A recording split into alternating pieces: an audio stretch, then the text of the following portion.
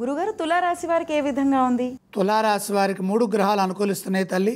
ఏకాదశంలో బుధుడు, జన్మ శుక్రుడు, షష్ఠంలో రాహువు.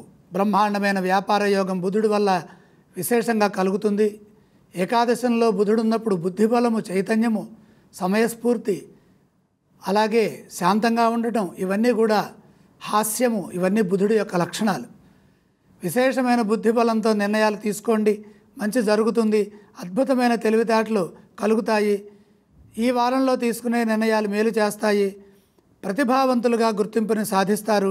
సమయానుకూలంగా ఆలోచించి ఆర్థిక వృద్ధిని సాధించే వీలు కలుగుతుంది. ఆర్థికపరమైన పెట్టుబడులు లాభాన్ని ఇస్తాయి. గృహ భూ వాహనాది యోగాలు కలిసి వస్తాయి. ధైర్యంగా నిర్ణయాలు తీసుకోవడం ద్వారా మంచి భవిష్యత్తు లభిస్తుంది. ఓర్పుతో పనిచేస్తే ఉద్యోగంలో ఆపదలు తొలగుతాయి.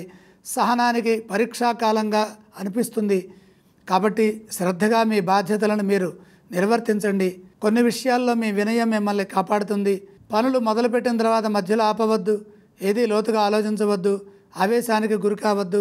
చంచలత్వం లేకుండా స్థిర నిర్ణయాలతో ముందుకు సాగండి. వారం మధ్యలో మేలు చేకూరుతుంది. మీరు అనుకున్న విధంగానే మీ ఆశయం నెరవేరుతుంది. ప్రయత్నాలు విజయవంతమవుతాయి. గురుగారు, ఏ స్తోత్రాన్ని పఠించాలి రాశివారు?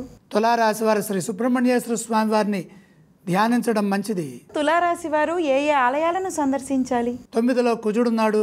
కుజగ్రహాన్ని దర్శించండి. అలాగే ఈ రాశివారు ఏవేవి దానం చేయాలి గురుగారు? కుజప్రీతిగా కందులు దానం చేయండి.